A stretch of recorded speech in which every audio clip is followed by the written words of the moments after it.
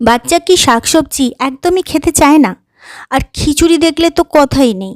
আজ বানিয়ে দেখাবো এমন এক ম্যাজিক খিচুড়ি যা দেখলে আপনার ছোট্ট সোনামণি নিজেই চেয়ে খাবে। আপনার বাচ্চার দুপুরের লাঞ্চে এই হেলদি খিচুড়িটা একবার ট্রাই করে দেখুন।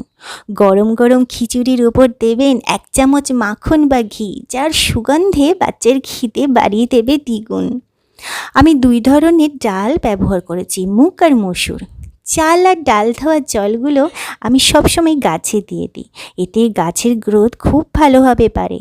দেখেছো, এই পুদিনা গাছটা আমি কিছুদিন আগেই লাগিয়েছিলাম, কত সুন্দর গ্রোথ হয়েছে। পাতাগুলো দেখো কি সবুজ আর টাটকা। বাজার থেকে ধনেপাতা আমি এইভাবে সংরক্ষণ করে রাখি, এতে নাকি অনেক দিন অবধি পাতাগুলো টাটকা থাকে। চলো এবার দেখে নাও কিভাবে খিচুড়িটা করছি। সর্ষের তেল নিয়েছি, সর্ষের তেলের ওপরে জিরে ফোড়ন দিয়েছি, তারপরে দিয়েছি ছোট ছোট করে আদা কুচি। আদা কিন্তু বেটে দেবে না, ছোট ছোট করে কুচি কুচি করে দেবে। এরপর আমি আলু দিয়েছি, পটল দিয়েছি, পরিমাণ মতো হলুদ, নুন, টমেটো, সবজি অবশ্য তুমি তোমার পছন্দ মতো দিতেই পারো।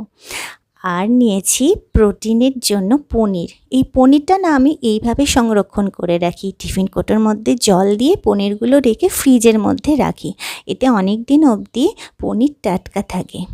আর প্রচুর পরিমাণে আয়রনের ঠাসা ভিটামিনের জন্য নিয়েছি কুমড়ো শাক।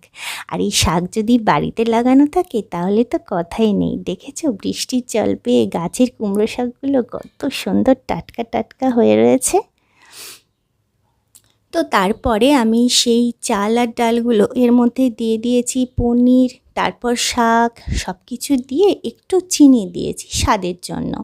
তারপর একটু গরম জল দিয়েছি এবং 4 থেকে 5টা সিটি দিয়েছি। ব্যাস, তৈরি হয়ে গেছে একদম হেলদি খিচুড়ি। তোমার বাচ্চা কি খিচুড়ি খেতে ভালোবাসে? যদি না ভালোবাসে অবশ্যই এই রেসিপিটা ট্রাই করো।